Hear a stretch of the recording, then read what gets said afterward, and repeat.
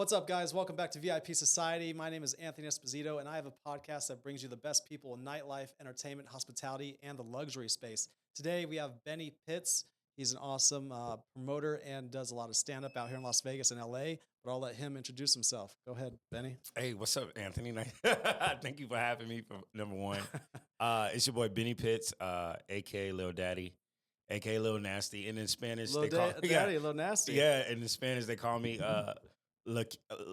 how you say Laquito? I have You know Spanish? It's Benito. Chiquito. Chiquito Benito. You got it. You know Spanish. So how'd you get those names? I'd rather not say. All right. It's So, all just playing fun, man. cool. Keep it going. Keep it going. Yeah, man. I am a comedian, promoter, VIP host out here in Vegas. I started my journey in Atlanta. I'm born and raised in Miami. Okay. Born and raised in Miami. You ever been? I love Miami. Yeah, everybody loves Miami. I've only been once, though. Really? Yeah. Yeah. Miami's definitely an interesting place. You know, I've got a feeling my future ex-wife is out there. So Keep searching. Keep throwing that rock. You're gonna hit something. Yeah. So, born and raised in Miami. One out of 14 kids. Yeah. Wow. Yeah. One out of a really big family. Very cool. Yeah, man. Really cool. So I moved to Atlanta when I was 18, 19, and I was pursuing to be a radio personality, talk show host. Okay. So I got up in the stand-up scene through doing a stage play there. And I did my first stage play. This is, man, I forget. Had to be like 14, 15 years ago. I was a teenager. So I got with the play, and everybody, my whole life I've been like the class clown, Mr. Personality and stuff. Yeah. So the guy of the play, Mr. G-Ron, was like, hey, man, you ever thought about doing stand-up? And I didn't know stand-up was one of those things where, you know, people hone the skill. Just like if you play basketball, It takes talent. It takes talent. It takes skill, a lot of practice. A lot of practice. I didn't know that. I just thought people just got on TV and it was funny. Act silly. Yeah, as you know. Yeah. So they pointed me out to an open mic called Cat's Cafe. Okay. And this had to be, man, I was young, dude. I didn't know nothing about nothing. I didn't know nothing about like storytelling or how to put jokes together or anything together. So I went out there and bombed. You know the term bombing, right? Yeah, of course. What? And how did you bomb? What happened? I don't know. I think I wasn't married, so I was like, "Where are all my married people at?" Well, and I was just Silence. like, Crickets. Like, and it was like the craziest experience ever. And then I just kept going. Bro, for like 6 months, just like bombing until you start finding your way on stage. And I think with most people that don't make it in something, they end up giving up. It's not even about if they're like good or not. You have to like ride that wave. That is true. Most people, you know, the difference between those that succeed are the ones that just don't give up for the most part, a lot of times. Yeah, most definitely, man. Most definitely. So it took like 6 months to a year to come up with like a decent set to go on. And I remember I was working as a CNA at the hospital because my uncle in Atlanta. So you had a real job. Yeah, I had a real job. Yeah. So my uncle is and still is a nurse. He used to own a home health care. He used to have a contract with the hospital, so we used to take care of people right before they died. So I was taking care of this guy who's a paraplegic. And I used to do that in the mornings from like 7:30 to like 5:30 in the afternoon. Catch like a little nap and go to the comedy club from like 8 to 10 and work at the radio station from like 2 to 6. That's cool. So that was my schedule. That's a long day, though. That was a long day. And them days caught up on me. And I remember I walked into the nursing home like an hour late.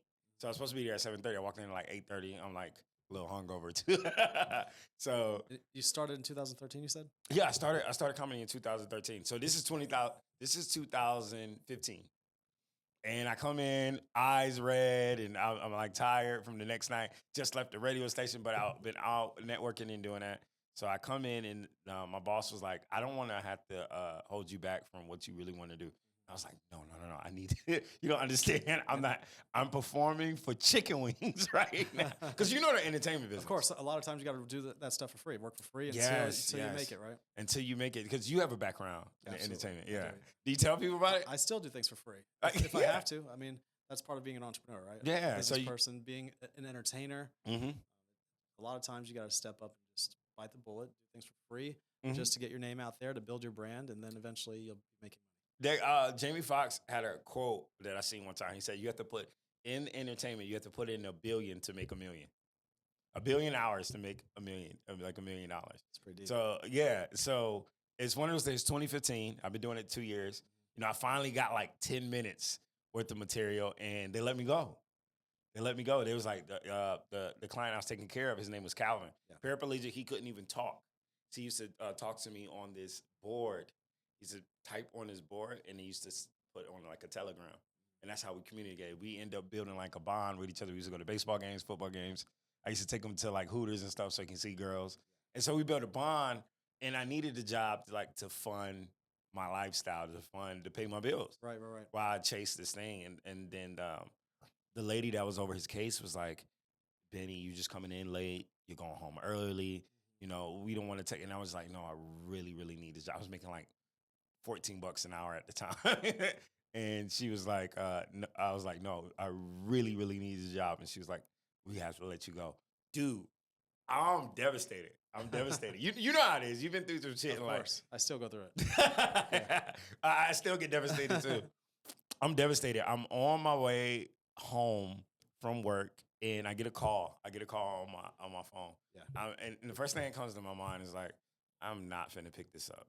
I don't feel like talking to nobody. Yeah. But it's a 205 number, and if anybody know 205, it's Birmingham, Alabama. So I was like, all right, I'll pick it up. So I was like, hello, and the lady on the other side was like, "Hey, this is blah blah blah." I can't remember her name either. This is from Stardome Comedy Club in Atlanta. I mean, in Alabama. Yeah. We picked you to join a competition tonight. Can you be there tonight? And I'm like, "What time?" And she said, "The competition starts at 7." And I'm like, I'm getting off work. It's like 3 in the afternoon. I'm like, all right, I gotta go home and shower. I was like, all right. And this goes back to I'm not one of those gurus to be like, oh, if you stay ready, if you get ready. Sometimes the universe just throw you things. And this was one of those things. And I was like, I'll be there. I got it's a 2.5 hour drive from my house. And literally she calls me 4 hours before the show. Yeah. And she said, if you win, we have 5 levels of win. You have 5th place, $100, 4th place, $400, 3rd place, $300, 2nd place, 200. It was 200. No, 1st place was 500. So I was like, all right. Well, my rent at the time was $600. So I'm like, I can you might be able to pay rent. Exactly. You're a smart man, Anthony. So I'm like, all right, cool. I go home, shower. Yeah. I'm still like, yo, how am I gonna get through? And this is like in the middle of the month. So I'm like, how am I gonna get through like the rest of this month? I'm not really thinking ahead. So I'm like, all right, bump it. I'm just gonna go on blind faith and try this out. My homeboy TJ at the time, he's a comedy writer. He lives in Atlanta. We was really, really close at this time. We used to go to hit the comedy clubs together. He calls me and said, "Hey, did Stardome call you, Birmingham?" I was like, "Yeah, they called me for this competition." He said, "Dude, they called me too." I was like, "You want to ride together? Because I have no money." I think I've heard of Stardome. Yeah, Stardome. Yeah, it's in Birmingham. It's really, really nice. Really, really dope comedy club. Nice. So he was like, "You want to ride together?" I was like, "Dude, yes." And this is when gas is like way cheaper than it is now. So he like, "Yo, I throw up 20, you throw up 20. You want to do that?" I'm like, all happened perfectly. Cool. We're riding down to Stardome, and my tire pops. My tire pops. I'm like, oh my God. So we stopped at like a local, Mexican tire shop where we can get a tire for like $30. And bro, I got like $50 to my name at the time, waiting on my next paycheck. And I'm sitting there, my hand is shaking. I'm like, dude, what am I doing right now? Like, what is going on? And TJ, and if you watching this, if he end up watching this, I owe you some money for this. He walks to me like, "Yo, bro, I'll go half on the tire." I'm like, "For real?" He's like, "Yeah, man, we both trying to get there. You paying for me to get there too. Like That's we're cool. driving your car. So I was like, boom, we go half. So we going, we listening to music. Now the mood is better because the worries is not there. We got gas and we got a tire. And you're on your way. And we're on our way. We just have a dream at this point. And I was like, you know what? There's a Steak and Shake because we both performed there before to get into the competition. I said, dude, if I win tonight, I'm buying us all Steak and Shake. You ever had Steak and Shake? Yeah. Yeah, really good, right? Yep. What's your favorite milkshake when you go there? I do it. I like it all. I'm a fat kid at heart. Equal opportunist. Yeah, exactly. So we're driving, we're having a good time. We finally get there. We start on. We get there, we got our bags, and we're going in there. So TJ goes, and then he's like, you sign up first. I'm like, no, you sign up first. He's like, no, you sign up first. I'm like, oh, snap. I was like, no, you sign up first. So TJ goes, he signs up, and he's like, good luck. And I'm like, why would he say that? Kind of like when Cardi B said good luck to Stephon Yep. at the Super Bowl. Yep. It was one of those type of good lucks. So I'm just like, okay. So I go up, and the lady that called us for the competition, she's like, there's only 2 spots. There's first place, and there's number 15. There's 15 comics. Wow. I'm like, dude, I didn't drive 2.5 hours to go first. And you know, when in competitions, I don't know if you've been to when you go first, it's so easy to get missed between. Like, you're the first to get forgotten. Yes. Right? You know the game. Yeah. And I'm like, yo, they're just too easy to be getting forgotten. I was like, let me go last. If I go last, at least I can make a impression. Yep. So I said, I'll go last. Go last. Remember, we just paid for the tire, guys. I think I have $20 to my name. I'm like, I'm gonna get me a beer. Just my sorrows. So I'm in the back. I'm waiting on 15 comedians to go up. I'm waiting on 15 comedians. So it's one after another. And a lot of these comedians are really good comedians because they're hometown favorites. At least you could take tips and stuff too. Yes. What to do, what not to do. What not to do. But understand this. I'm coming from Atlanta. I'm going to a spot where there's so if we're having a competition in Alabama and it's 15 spots, 10 of those spots is from kids from Alabama. So they know all the streets, right, all the roads. Just like I said, it was a Steak and Shake right there. They know every. They know the judges. They know right? The judges is one of their girlfriends. You know what I mean? So I'm sitting back. They're killing. They're killing right now because they're talking about all the stuff that goes on in the city. Yeah. I'm just like, yo. So in my mind, I already counted myself out. I'm like, yo, there's no way I'm gonna go up there and beat all these. And one dude came up with like a robe. He came up with like a long robe and like he called himself King of Alabama. And I'm just sitting back like, oh my God. Now, the only thing that's going on in my mind is like, I hope my Mexican tire, I'm sorry, makes it back to Atlanta. Because when they was putting the tire on, I saw a thread coming out. I was like, oh, this tire is on this. Mexicans come through. Get it. Big time. Yeah. Chiquito Benito. That's how I got the name. So I go last. They finally call up my name. It's like, oh, the last comedian tonight, this and this and that before we do the competition is going to be Benny Pitts. I go out there, and this is when I just let go. And I think I seen an interview with Bert Shire when he was talking about a lot of people talk about how much they work. He said, talk about luck. He said, and true, the harder you work, the luckier you get. But when you're doing something that you love to do, luck plays a huge part. I go up there, I just let go. I just have fun on stage. I just say, I can curse. Yeah. Say F it. You know what I mean? F it. Yeah, F it. So I get off stage. I didn't think nothing of it. I didn't think whether I was going to win or lose. In my mind, I was like, all right, I'm going to make it back home. What am I going to do to do the next step in my life? So I get off stage. They call up, and it's the whole thing competition. And the one thing about Stardome, it's not like a normal comedy club where it's like 300 seats, 150. It's a 500-seater with like theater. So it was packed. So it's one of those cities where it was something going on in the city. Everybody comes. Right. It's not like Vegas where you have Omeo one night. Like the Sphere. Yeah. Straight up. Backstreet Boy concert. Yeah, exactly. Everybody's in white. Yeah. So they're like, place number 5, this comedian. Place number 4, this comedian. Place number 3, this comedian. All right, when they got to 2, I'm like, all right, cool. I'm counting my life. I remember packing my bag. And it was like, and contestant number 1 goes to Benny Pitt. And that's the first time I ever won anything in my life. That's amazing. Yeah, because I was the class clown, dropped out of school, just, you know. And no, go ahead. Sorry, that's a big deal. Dude, it was a nationwide Congrats on that thing. Yeah, appreciate it, man. And that's when I was like, maybe God is saying this is for me. And I just felt like the man. They gave me a belt. They gave me an envelope with $500. All I can think is rent. Rent. I was like, thank you, ma'am. This is rent. How long was your set? 10 minutes. Everybody did 10 minutes. It's a long set. Yeah, that's a long set. Not bad. Yeah. So For someone that's just starting out. they're just starting out, and that time of them 2 years, you remember I said I was like bombing, doing bad. Yeah. So all that time I put in was in that 10 minutes, and I put it, and I was like, oh my God, you know what? I'm gonna be a stand-up comedian. The next 10 years after that, it was turmoil, and I'm here now. All right. So tell us about that transition. You started, or you won that competition, and then you went where?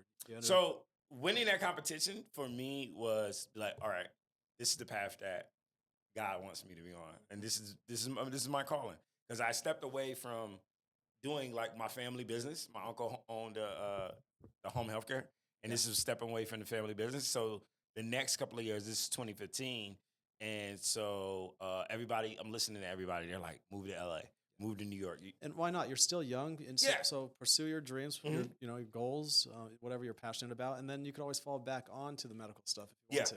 I don't want to, but if I had to, you had to. Calvin, shout outs to Calvin if you still there. But when I won the competition, for me, it was like, okay, this is my calling. All right, I'm gonna go full force, and that's what I did. But in doing that, and you know as well, it takes 10,000 hours to become overnight success. That's what I'm trying to put in those 10,000 hours with this podcast right now. Listen, I'm telling you right now, I've done a podcast and I was on it. It takes a lot of time, and it's just repetition. But you got this. You got this. Yeah. The studio's already sexy. Yeah, so we got a great team here. Yeah, and shout out to G Media. Yeah, shout out to G Media. Shout out to your smile. That helps. Yeah, thanks, bro. So I'm on the path. Everybody's telling me going to LA or New York. LA or New York. I go to New York. My dad is from Connecticut, so I know kind of like how New York is, real slummy, real dirty. Sorry, I didn't want to live there. I knew going out there, I would probably become a great, great comic. And I'm just like, I just don't like New York like that. LA was more your thing. LA, I went to LA, and I didn't like LA neither, to be honest. Yeah, LA was I want to say this in a way of, and I don't want to offend people. It just wasn't my cup of tea, because I feel like I'm a real authentic person. Yeah. And I feel like to make it, I don't feel like I wanted to fake the funk. And LA is a lot of, you don't know what's the real from the fake. That's true. And you don't know what disguises a lot of people. There's a lot of that out there. There's a lot of that out there. And I'm not knocking anybody in their culture, but I love the LA culture. No, I mean, I think everyone's got a love-hate relationship with LA at this point. Yeah. And then traffic was bad. Yeah. Just blaming on traffic. Yeah. So to rewind a little bit, I club promoted in Miami. Okay. So I was on the radio and doing stand-up. My little side gig was doing club promotions in Atlanta. So I go, one of my mentors, he lives out here in Vegas. It's 2017. 2017. I go out there. The first time I ever went to Dre's or anywhere. It's my birthday. And I was like, go to Vegas. Never been to Vegas. At this time, Vegas was just like a destination. You just go to have fun. Nobody talks about living there. At that time, yeah. But I didn't even know people lived in Vegas. Yeah, I can't even tell you how many times people have asked me if I lived here. People still ask me if I live here in Vegas. So as I'm working. Where are you originally from? Here, Vegas. Are you serious? Yeah, but I ended up going to college in LA. Oh, okay. Because I remember you did tell me you used to live in LA. Yeah. You got LA swag though. Not this. No, it's like LA has a culture. It does. It has a really good culture. I love LA. But obviously there's some things that drive me crazy. But yeah, I was in LA for college. Stayed out there for about 7 years, pursuing my career as a talent agent. Wow. I eventually got into real estate, and so I just came back to Vegas. Okay. How long you been in Vegas since then? It's been about a year and a half. I think that's when we got reconnected at Marquee. Yeah. Because that's when that started. Okay, so 2017, never been to Vegas before. My mentor is like, yo, come out here, come spend your birthday. I'm like, all right, cool. Jump on a flight from Atlanta. Let me tell you this. This is why I got into nightlife out there. I had the experience about club promoting in Miami. I got the experience about club promoting in Atlanta, which is cool. When you're a club promoter down there, it's cool. It's a side job. It's not like how it is here. Right. When you're a club promoter out here, it's like it's a different beast. You're a celebrity. You're a local celebrity. If you're a promoter, yeah, I was just talking about this recently. Like LA nightlife and Mhm. Miami nightlife is a completely different game.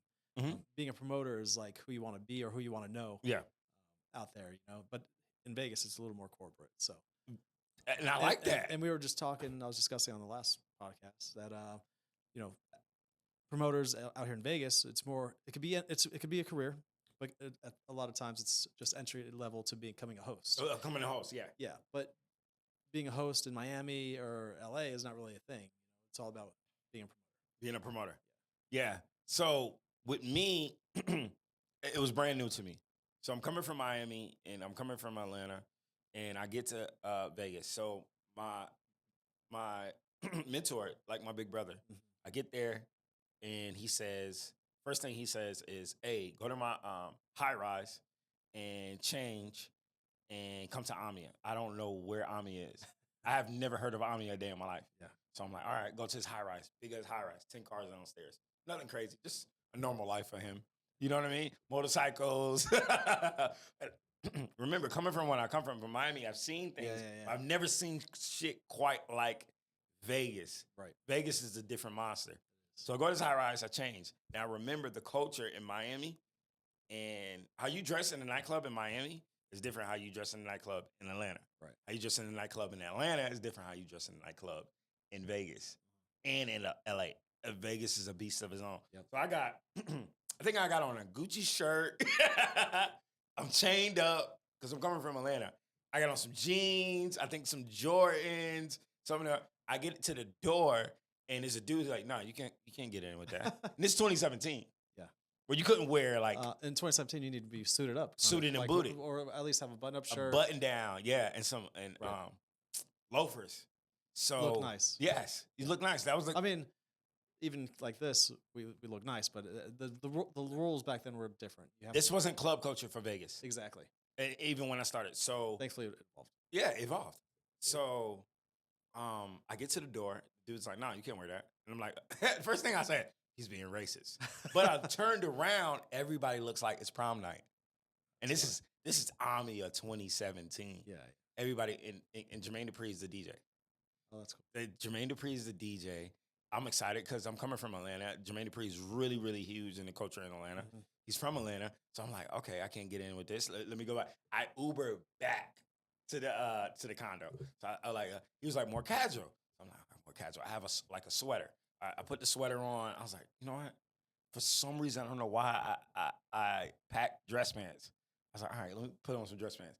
And I didn't have hard shoes or one of loafers. I had Chelsea boots. I had Chelsea boots. Okay. So I said, all right, let me just put this together. It was like literally a chemist. Yeah. I put it together. I go in there. I'm able to get in. I'm like, all right, that was cool. I'm like, all right, cool. And plus, I feel good. I feel clean. I feel like, you know what I mean? A nice look. You dress the part. I dress the part. Yeah. So, because everybody else is in. The ladies are wearing sparkly dresses. The dudes are like in either suits or tuxedos. I was like, oh, so this is like the culture for Amia. I go to Amia. Jermaine Dupri is DJing, and I'm just happy he's playing like all the hit records. This is 2017 Amia. Out of nowhere, there's a Lamborghini that goes through the ceiling. You remember those days? No, I never seen that. There's a Lamborghini that goes through the ceiling. Real or fake? Yeah, I don't know. This is my first time. Can't be real. I'm like, Can't what? be real. The chandelier comes No, out. no way, it's real. I don't know. This is the first time I've heard. Really? This, yeah. This is my introduction to Vegas. Okay. Amia still does it where the chandelier comes down. Right. And I'm like, bro, you gotta understand. I am a kid from Miami. 14 brothers and sisters. We live in a three bedroom, one bathroom. I go from being a CNA to doing like hole in the wall comedy to a Lamborghini in the ceiling to a chandelier coming out the ceiling. Literally, Jermaine Dupri is DJing. Lil Jon comes and start guest DJing on side of him. So all this is just mind blowing. Dude, Lil Jon guest DJing. Usher comes and sings 3 songs. Mariah Carey comes and sings 4 songs. Like, what the fuck is going on? Right So now? all the guest appearances is there. And I'm like, what the fuck? Yeah. Is going on? And I was like, I don't know how I'm going to get here. This is where I want to be. Yeah. Because I felt like when I went to LA didn't call me. When I went to New York didn't call me. when I went to Vegas, I said, This is it. I want to be here. I don't know how I'm gonna be here. I went when I saw, because I'm a city kid too. This is the place. I said, this is the place, dude. Mariah Carey came and did 3-4 songs. Yeah. You literally on stage. It was Jermaine Dupri, Lil Jon, Usher, and Mariah Carey. That was like an ATL revolution going on at the time. That's crazy. Yeah, so it blew my mind. We go from the club, and then not to mention, Amia has the most beautiful women you've ever seen in your life. Mhm. The most beautiful from all over the world. I'm meeting girls from like London and Europe and all these. And still to this day, it's one of the best in Vegas or the world. The world. Right. So how can you go through that? Then go back to the east side of Atlanta. No shot to that. So boom, I go back to my mentor's condo, and I'm like, yo, I gotta be here. And he was like, oh yeah. He's like, yeah, that's just Ami on a Tuesday.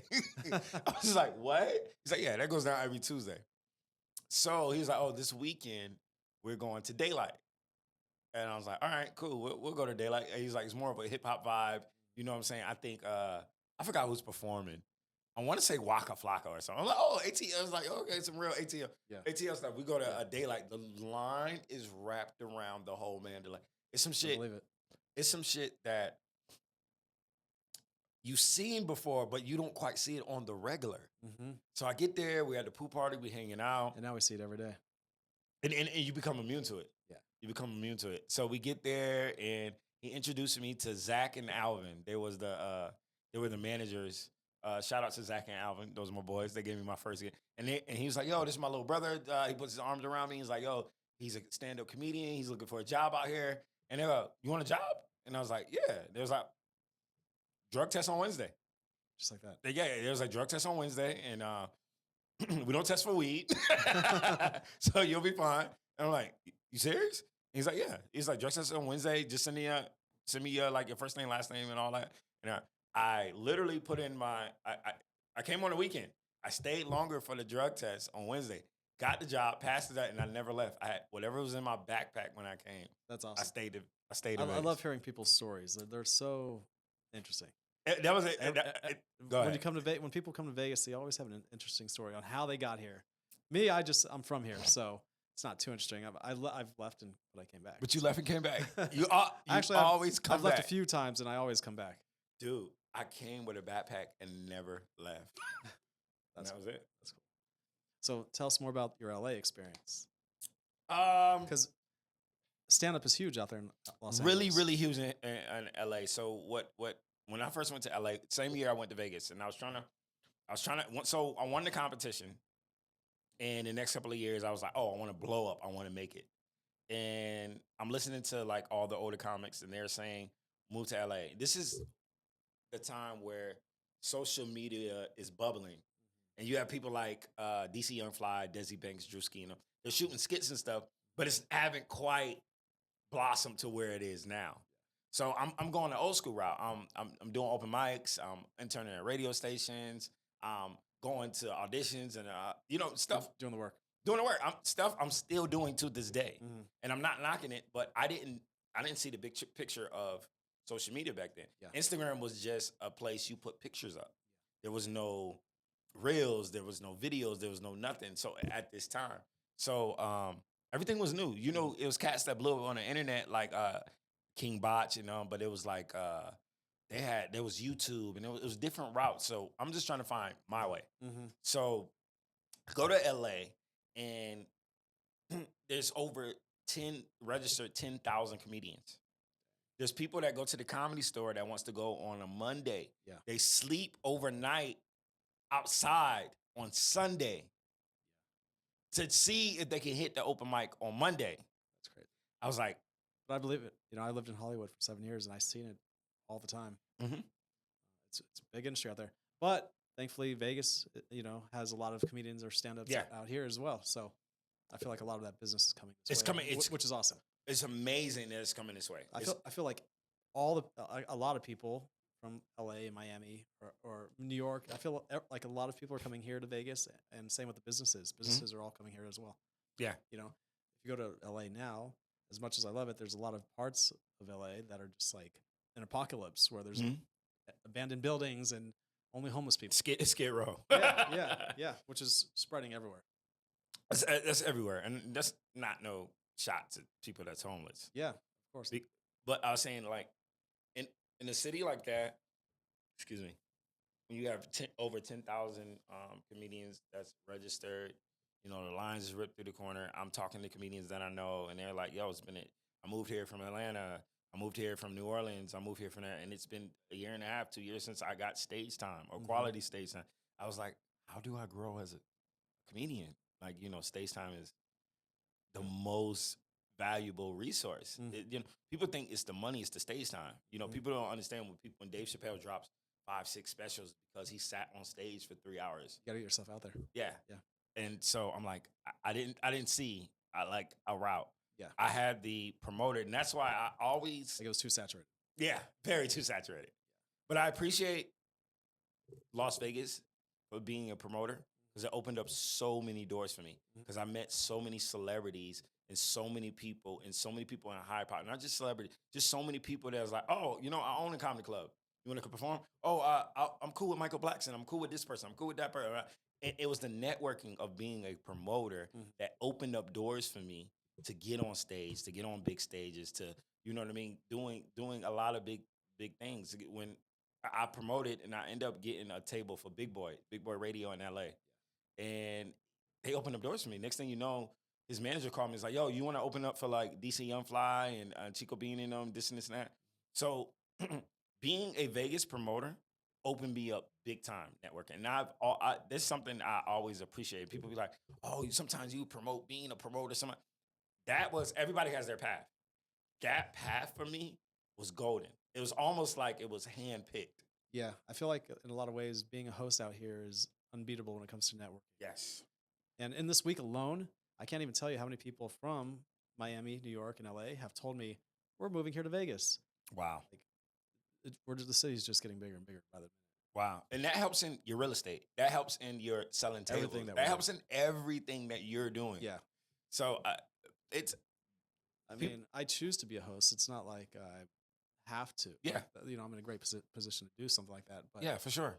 You can't beat it. You know, being a host is yeah. It's fun. Give a shout out to your suit. You have a designer or something? You got a stylist? Yeah, a couple. My man I wear fly suits, but you wear the flyest of the flyest. I'll be like, yo, he put that on. He put that on. Thank you. But that's why I always give a shout. I want to give a shout out to all the promoters, to all the hosts, to all the cocktail waitresses, to all the bussers, everybody in the industry that put in that work. It's not easy being in the nightclubs. You know that. Oh, absolutely. But don't get stuck in it. No, not at all. So being a promoter, there's a lot of people that don't know how to get out. Yeah. When it's time to get out. You have that window. Yeah. You have that window. But the window for me was helping me get out. Now I'm on my way to, you know, I'm trying to get my way to that big stardom. And so I appreciate the journey. And what I said, 2017, next year we'll make 10 years. Yeah. In nightlife. So Light Group, Tile Group, that Dre's, I've been through it all. And imagine the stuff I've seen, the stories and all the parties, that good time, and, you know. Yeah. No, a little bit of advice for those that are actually watching this video or listening. You know, if you are in the industry out here in Vegas, making good money, as I know you guys are, invest it, save it. You know, too many people put it right back into the industry. They're going out partying. I was that guy, you know, for many years. For me, just the last couple of years, I was like, until I started buying houses, and I was like, wow, this is definitely the better way to be spending my money, you know. And then I stopped. You know? Like I make the money, and I'm a lot smarter with it now, putting it somewhere. And I wish I would have started a lot. Shout out to my man Alvin Lee. He was a director at, I told you, Zach and Alvin. They started me off in nightlife, and thank you for giving me this opportunity to thank them. I always wanted to thank them. Alvin told me I was a party animal. I'm talking about party. Off the road. I had the mohawk. Did you? I had the blonde mohawk. I later on grew my hair. I got to see this. Yeah. I was the blonde mohawk. I was the party guy. Walked in the club with 15, 20 people every night. We still are. Yeah. You know what? I work now. I party maybe once or twice a week. And for the most part, I go home. Yeah. Just like you said. But Alvin told me this. He said, Benny, you have a great personality. People like you have good energy. He said, you have two things you can do. He said you can either party hard or you can work hard, Mhm. but you can't do both. He said, but when you party hard, you network. Everybody's gonna know who you are, Yep. or you won't make no money. You know, that's absolutely true. He said because you get up the next day, you're drunk, you know what I'm saying? You're out of the game for the next day or two. The next day or two, you know what I mean? You're not answering your phone. And Yep. I didn't see what he said. So for the first couple of years, that was me. Yeah. I was the party guy, but my network was growing. Everybody knew who I was, but I was the party guy. So the latter couple of years, I said, all right, let me just work. Let me just go home early. Oh, early cuts, I'm good. I don't have to stay here every night. Unless I had a client or somebody to be there, or I had family in town, or I had somebody really intimate. You're out. Yeah, I'm out. Yeah. And I treat it like that now. I treat it more like a business. I've got some friends that are very successful in this industry, and and some acquaintances that don't drink, that don't party, and a lot of those guys that don't get caught up in the drugs and alcohol are, they're the most successful. They're in the this most industry, successful because they don't have vices. Exactly. They're focused, they're disciplined, and they're not out of the game hungover for the next 2 days after a crazy night of drinking. So yeah. And think about it. You have one crazy night of drinking, you're like, all right. Cool. Obviously, you have your times when you should party and have a good time. I believe you should enjoy life, but of course, it should be a healthy balance. You should work harder than you play. And what I always tell people is, in my younger years, I would always tell my guests or my clients, like, I am the party. Let's hang out, let's do this. But now I just tell people, as I get older, I will provide the party. I will provide the You just said it. I was looking for like the right frame. Yeah. I get now I use my network to make money. I'm gonna give you the party. I'm gonna give you everything you do. Yep. I still will go out once or twice a week to have a good time. I enjoy a nice dinner. I enjoy a good cocktail. You know what I mean? Yeah. I'm not one of those guys that's like, oh, I'm not doing nothing. Yeah. But I know hosts and I know promoters 4 or 5 nights out the week. They're going hard. And some dudes get up, they go to the gym the next day. I know me. I have to have a healthy balance. Yeah. I got to go hard in other ways, not hard in partying anymore. Yeah. I got to put my energy in the other way. But shout out to Alvin Lee. He told me that 2017, 2018, because he seen my potential. Yeah. And I didn't see it till years later. I didn't see it till years later. It's the second time around. I was like, dude, this dude is so right. Like, I would have did this when I first, but everything was new to me. It's brand new. So it's kind of hard not to say no. Yep. So you started in Miami, went to Atlanta, tried it out in LA. It didn't work. And Ended Vegas called for me and I came. And now you're doing what? What are some of your favorite venues that you've done stand up at? I've done stand up. I'm starting on my new residency down here at Downtown Comedy Lounge. It's downtown at Noriety upstairs. They do things called Behind the Comedian. They just had the comedy awards here. So it's a very they do the Skank Fest where Kill Tony comes there and a lot of Joe Rogan and a lot of big comics come there. So I'm in that mix now. Jimmy Kimmel's. If they want to find you or get tickets for this, where do they go? Oh, you can follow me at Benny_Pitts on Instagram and Facebook and Benny. Everything is Benny Pitts. Okay. Or Chiquito Benito. Chiquito Benito. Yeah. No. I'm just joking. But no, favorite venues, Downtown Comedy Lounge. It feels like home. LA Comedy Club, Jimmy Kimmel's is one of the best comedy clubs that's at the Link. I like Jimmy Kimmel's. Oh my God, so good. I've been there a few times. Yeah, it's really, really cool. Where else performed? I performed at so many spots I don't even know. Tell me this: for those that are listening, wanting to get into stand up, what is your most important piece of advice that you can give them? Man, you just went heavy on me. If I had to give somebody an advice to do stand up, I would ask them this: is that something you really, really wanted to do? And if that's something you really, really wanted to do, give 110% and be your authentic self. Don't try to sound like nobody. Because I went through that phase where I wanted to be like Kevin Hart. I wanted to be like Cat Williams. I had to find who Benny Pitts was. Exactly. Yeah, and once you find yourself, and once you find your voice, and once you find you're funny, everything else will go smooth sailing. Since you mentioned those guys, by the way, who's your favorite? Look at artist? You being Jimmy Fallon right now. Who inspires you? Definitely Kevin and Cat. Yeah. I don't know if it's a short guy thing, but it's definitely. You gotta understand. So those are a couple of my favorite too. Really? Yeah. So you gotta understand when you can relate to somebody, Yeah. it helps. So when I was a kid, growing up, I just saw Cat Williams. He was just this short guy with a perm. Yep. And he wore suits, and he just had that voice.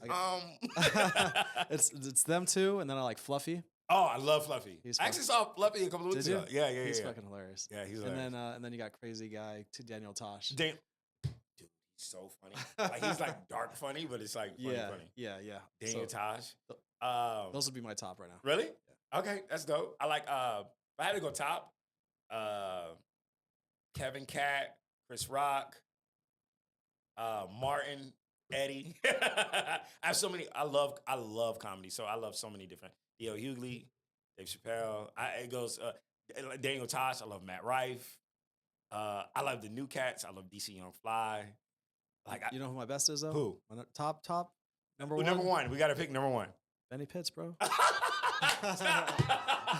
Don't Let's do go. that. Man, thank you so much. Yeah, but you No, actually, you gotta come to my for show. real, I haven't seen you. I haven't seen you do any stand up yet. But so keep me posted about your next show. for sure. We got the residency coming at Downtown Comedy Line, so it's definitely. But I love it all. But I definitely have top people that I watch though. Yeah. And so to backtrack a little bit, Mhm. again, you were with Tao Group and now you're at Dre's. I'm a host at Dre's Night Round. Okay. Yeah, And how's it's that? fun. The freaks come out. The freaks come out at night. Dre's after hours. Days after hours. The reason I say that because you see the most funniest of funniest people, man. The funniest people. You see the top dollar spenders with like, you know what I mean? The Vegas coaches, you know who I am. You see a lot of the. What are the hours for Dre's? Oh my God, bro! From like 11 to 6, 7 in the morning. That's tough. Yeah, I'm a whole vampire. But it's fun. So I hit the comedy clubs from 8 to 10. I have like a routine. I'm down. Hit the comedy clubs from like 8 to 10. From 10, I hit the strip. From the strip, I'm 10 to 6, and I'm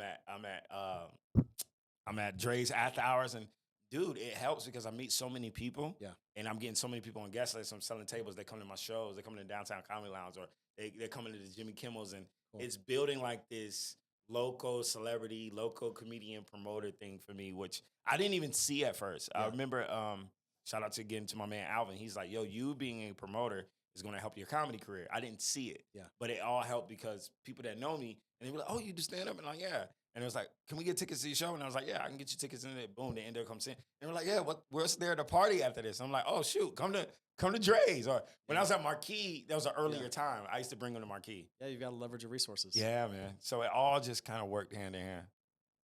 Yep, I like it. So what's next? Man, I'm actually, I don't know if I can say that. Because it's one of those projects. I'm working on a short film right now. Oh, yeah? I was working on a short film. We're pitching it. It's actually about, it's funny you said that. It is about a promoter that broke through. You know, he wasn't. So it's about you. Yeah, it's me. It's a story. Yeah. It's not I big. don't know if I could tell when people you. when people watch it, I don't want them to say because he went left. He went left, like all the way left, like Denzel Washington training day left. So it goes to look like somebody can come out here in Vegas and they can just be a promoter or a VIP host, and they go all the way left. You know what I mean? Yeah. And then try to find their way back. You know what I mean? So it's called 180 Days. So I'm working on that. Tell us about it. I can't. Not too much? I can't exactly. How'd you get the title? 180 days. 180 Days is because he starts off as a promoter in Vegas, and he's not a square, but he's not accustomed to the Vegas lifestyle. Okay. So he kind of lived life in the lines, and Again, talking about yourself. Yeah. And he hits a tragedy, a family tragedy. Yeah. And he needs to come up with this amount of money in 106 months, which is 180 days. And so he's like, all right, I'm going balls to the wall. And he takes off the mask of, oh, I'm trying to be the good guy, and he turns villain. So it's a good guy turned villain for a good cause. So it's my first, I'm producing it, directing it. I got a couple of big names in it. Yeah. I got a couple of big. It's called 180 Days. I like it. So yeah, it's supposed to come. It's supposed to come out at the end of this year. If not, the top of next year. Okay. It's something I'm really excited about, and I'm pitching it to a big. I can't say the network. I'm pitching it to a big network. So that's like my first big project Good that I'm luck with working on. that. Oh, thank you, brother. Do you still go to LA for certain shows? Yeah, and I stuff? just was in LA two weeks ago. Okay. Yeah, so I try to get on the Laugh Factory, the comedy. So I'm trying to get on all the big places. I remember I seen an interview where there was a comedian. I want to say, I don't know if it was Darnell Rollins or somebody like that. He was like, I got to a point where I was chasing LA so much. Mhm. And he was like, no, I'm going to build myself so much that LA calls for me. Yeah. And so when you ask me what's next, I'm going to put out the projects I have like 3 projects that I got. 180 Days is my first one. And I want to build myself so high that LA calls for me instead of me chasing it. Okay. So I want to change the narrative on that. Make it happen. Change it. Yeah. Thank you, brother. Now, there's a certain persona about guys that do stand up. Oh, Lord. Are we getting deep? We're getting deep. I have a lot of friends that do stand up, Okay. or know some people that do stand up. They say you got to be a little fucked up in the head to be to be successful. How fucked up are we talking? Dark, Dark. messed up, a little bit crazy, a lot to have that sense of humor. Psychotic. It's constantly on 24/7. Well, I'm not on 24/7, but I do. I will say this. I do come from a dark past. And I don't want to say, actually, I don't want to say everyone's like that, because obviously you've got amazing people. Eddie like, Murphy said he was a happy kid growing up. and Kevin Hart. Kevin Hart. I will say this. Business guys, just hilarious, I was the class clown. Yeah. Initially, I am a happy person. I am. But I do come from a dark past of, I will say, of the way I grew up was very overly religious and almost like cultish. Okay. So like almost like Jehovah Witness kind of. And it's like when you're in a box and you want to break out of it. And okay. And so where I come from, what I say, darkness, comedy does come from pain. I don't care. That's what I was getting at. Like, you use your personal experiences, or you see life in a certain way, Yeah. and put that out there through your art. It definitely comes from anybody that even Eddie Murphy was like, yeah, I'm a happy child. I'm a happy kid. I still think like he looked at life differently. And even when he saw his uncles and this and that, and he looked at him like, I'll never be like that. Or you understand what I'm saying? Yeah. So with me, I think being that caged animal of growing up like super religious, and then my mother used to break my rap CDs, and they used to call it like secular music, and we couldn't watch TV shows. We grew up not celebrating Christmas, a lot of things. There's a lot of dark things that happened, but as a kid, I didn't really understand. And now that I'm older, I'm like, oh.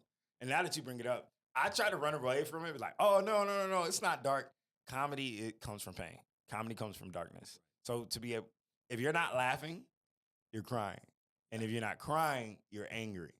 So I have the drama face tatted And up. a lot of times, these people that are probably laughing are crying on the inside. Or crying on the inside. And it took me years. That's pretty deep. Oh, now you're Dr. Phil. You went from Fallon to Dr. Phil. A lot of time, it took me to get older, and I was like, dang, the reason I was the class clown, and the reason why I did a lot of things is because I didn't like my circumstances, or I didn't like my environment, or I didn't like how like I was in a cage. So I picked laughter as an outlet. So you're absolutely right. I'm not a crazy person. A little bit. No, just kidding. That's cool. That's cool. But you are a business. Do you feel like a lot of comedians treat their brand as such, or They should? They should, right? You are a business, and the older you get, the more mature you get, the more you see what it's all a business. Yeah. And you share your pain, you sell your pain, but you don't give it all away, and you don't. It's one of those things where people be like, some people do anything for fame, some people do anything for attention. I try to treat this like I try to tell my story. Like this platform right here has been amazing. This platform has been kind of like therapeutic because it made me relive like my old light days. Makes you think about stuff that you haven't thought about. Yeah, in years. And talking about how I used to take care of paraplegic, to winning that competition, to how I landed in Vegas, to where I am at today. So you sell your pain, you tell your story, but you don't give yourself away. Yeah. So you treat it like a business. So how do you know you've made it? What's the end goal for you? Good question. Do we ever make it? Probably not. I say this. when my health is good, I'm not worried about money. I'm not worried about my family having money. I'm not worried about the day-to-day things, and I'm happy. I don't want to be one of them artists that have it all and it's empty inside. I've always said that. I like that. I don't want to be one of those guys. Yeah. I rather, let me not say that. There's also a quote Go ahead. You're deep. that says, when your idols become your rivals, that's how you know you've made it. So I met Kevin and I met Kat. Really, two of the nicest people I've ever met. Yeah. Shout out to my boy Detroit Reed. Kevin does something in Vegas every year for his birthday. So he's at Zook at Resorts World. I think last year. Yeah. And Kevin Hart is really, really small. He's a small man. Smaller than you? Who's taller? Who's taller? I like to say him. Kevin Hart was so small when I met him that I wanted to put him in my back pocket. Stop, yeah. bro. He was that small. Not saying you're small, bro, but I just seen the way you looked But at me. hey, I was looking at your story today, Yeah. which I thought was hilarious. But your boy posted a funny video. Yeah. Chip. Shout out to Chip for that one. Yeah. Which made me think of that. So Goes back to what you said when your rivals become your idols. None of my idols at this point where I'm at, and maybe I didn't make it yet, is my rivals because I met Cat and he gave me Cat Williams gave me the best advice. He didn't know me from Adam. I was out there promoting at Planet Hollywood. I'm handing out flyers for Rick Ross. And I'm running. It's like a swarm of people running up to this little man. And I'm saying little as in... Cat too? Huh? This is Cat Williams. Yeah. So when I met Kevin, I met him. He's also a tiny guy? Both of them was tiny. We're all tiny. It's like, if you put us all in a... I want to say Cat is taller. Okay. No, Cat is definitely taller. Kevin is little. How tall are you? How tall am I? My driver license says 5'5". We'll just leave it at that. Yeah, I was taking ladies, he's 5'10". Yeah. Thank you, brother. Thank you. In my last life, I was 6'2". So I met Kat, but it was I met Kevin. It was in the club setting, so I didn't get a chance to like really meet him. It was just like them slap fives, and then he was enjoying his birthday. Really, really nice. He handed me a shot of Grand Carmino, his liquor. Shout out to Detroit Reed for that. So it wasn't really like where I got the chance to talk to him. Cat Williams, I got a chance to have a conversation with him, and he was like, "Are you a comedian?" That's hilarious. You sound just like him. Stop. And I was like, "Yeah." I was like, "Yo, I'm just a young comic." I was like, "Dude, I've been watching you my whole life. I just wanted to say what's up." And he was like, "How you call yourself a comedian? Where's your notebook?" And he gave me some of the best advice. He's like, "You gotta take your career on your own." He said, "If you're sitting around waiting for opportunities, people can smell the desperation off of you." You just brought up a good point. Do you have a manager or an agent? No. I've been managing and aging myself for the last 13 years. Why don't you have a manager? I'm just getting into it. So I'm going into auditions. I'm actually in acting and film school right now. Okay. Yeah, so I'm in acting and film school right now. Which one? It's called TSG. Okay. Out here in Vegas. Yeah, out here in Vegas. Obviously. Yeah. I went to film school in LA. Oh, nice. Yeah. LA Film School. How did you like that? For my bachelor's in entertainment business. Oh, wow. And then I got my master's degree in film producing at New York Academy out there in Burbank. Can I ask you this? How does that help you along the way where you are now? You have the entrepreneurship. It doesn't. Yeah. I wanted to see if I can intertwine everything, but no. Actually, it did a lot. Really? Well, at the time, I was pursuing my career as a talent agent.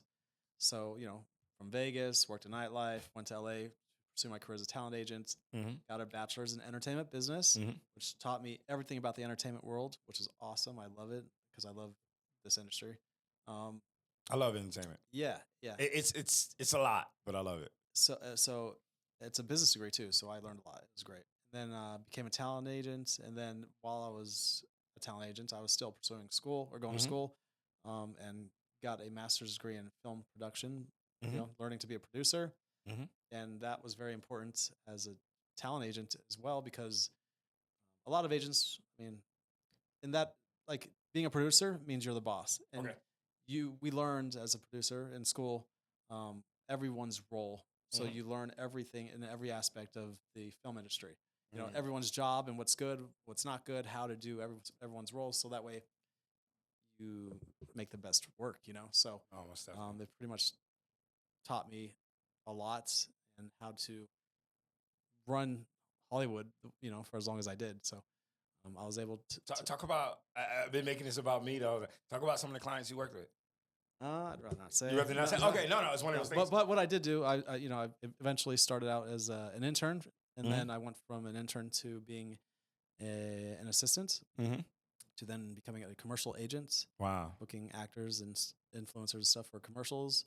Wow. Then doing theatrical. I got into theatrical, working at some agencies for or booking talent for TV shows and movies, and then eventually getting into working with a lot of influencers with millions of followers. Oh my God. And doing a lot of brand deals and stuff like that. You have quite a resume.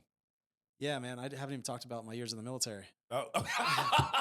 And you're a Marine? Yeah. Simplify. I knew you. Simplify. I can tell you a Marine. My best friend is a Marine. I've always been like that. We live once, and so I'm always trying to do the most. Wow, that's dope. Yeah. I'm gonna ask you this. So you're a talent agent, right? So you was a talent. Yeah. Would you sign me?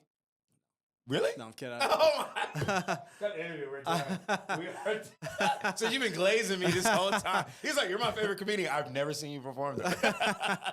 Are you treating me like the girls? You're just charming me. Yeah, bro. Yeah, no, just kidding. I see your videos online and stuff. So, yeah, I'm growing. Yeah. But I love the entertainment world. Like, I'm mostly in nightlife right now, but this podcast has helped me get back into entertainment, and there's some other things I'm trying to get into as well down the road. Working with publicists and stuff like that. So. Oh, most definitely. Maybe you can give me some pointers on some things. I also work with an agency out here booking models and stuff. So I'm bringing in the talent and working with one of the owners of an agency, getting them work out here. So I still do stuff. I just don't talk about it. Okay. I literally just asked, do you just he's like, no, I don't do that no more. He's like, it's not something I want to talk about. So okay. It's not like my main focus right now. Your main focus. No, most definitely. Yeah. I feel that. Right now it's just growing this, bringing people on to talk on this amazing podcast that we have going here. Thank you for having me. I have fun. Yeah. I want to talk about the VIP Society. So I'm in all the group chats. I'm in all that. But you're so busy. Like you're motivating me because it makes me think like, damn, mate, am I doing enough? Because listen, by the time we leave the club and next thing, you pop up on my DMs more than anything. Yes. I don't. That might be a bad thing. Yeah. No. I'm talking about VIP Society. So you're like, oh, boom. Does somebody? I saw the other day. He's like, does somebody need a funding for a movie? Does somebody need this? Does somebody needs that? And all these, you have all these hosts, VIP hosts, managers, bar. You have so many. You have literally the whole industry of Las Vegas and more in a group chat. Yeah, it's crazy, which is impressive. Yeah, I like what we're doing here. Yeah, it's only growing, getting bigger. Yeah. I've explained it pretty much like as a resource for myself, a platform for myself initially. I put together VIP Society. It was started out as a concierge company, and I was putting together these group chats with all these hosts and promoters and luxury service providers to service myself. I was like thinking, hey, if I want something, if I need anything, how can I get to these resources right away? So I put together these group chats for myself initially, and then if I need anything, I just put it in the group chat, and people respond right away, and they do, as you've seen, which is awesome. Yeah, within seconds. Yeah, bro, it's and then I realized that this platform not only helps me, but it helps everybody. So I took it from one group of just hosts and promoters and created multiple other groups that are within the nightlife and entertainment and luxury industries.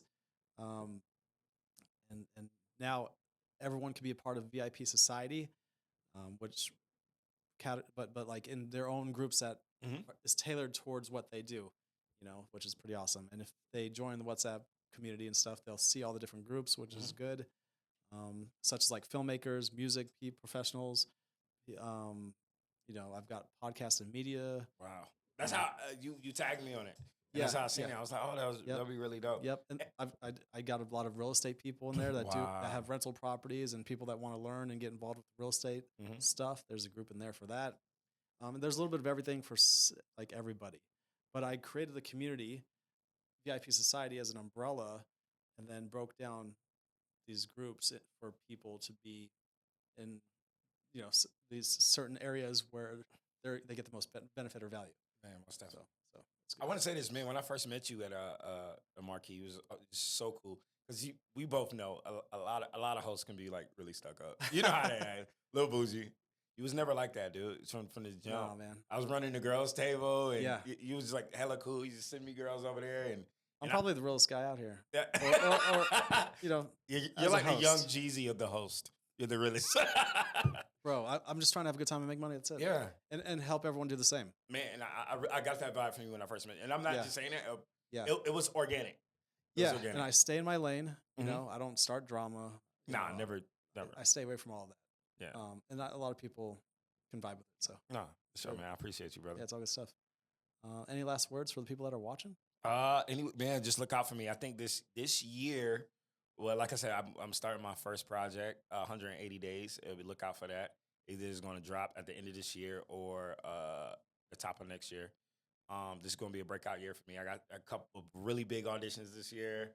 A couple of things going on, working on a pilot, and man, just look out for Benny Pitts, man. I'm just a young, humble kid that comes from Miami, comes from nothing, that just want to spread joy to the world. Like you said, have fun and make some money. That's it. I'm Make excited the world for a you, better brother. place. Man, thank you too, Yeah, brother. I wish you the best. And congratulations Yeah. on the podcast. Thank Same you. here, Yeah, man. if you need anything, just give me a call. Thank you, brother. And for all of those that are listening or watching, how can they follow you? You can follow. Everything is Benny Pitts. Instagram, Benny _Pitts. Facebook, Benny Pitts. TikTok, Benny Pitts. Everything is Benny Pitts. And on Telemundo, I'm Chiquito Benito. Chiquito Benito. Write it down. But all right, guys, thanks for watching. We'll see you on the next episode. Thank you. Thank you, brother. Man, that was dope.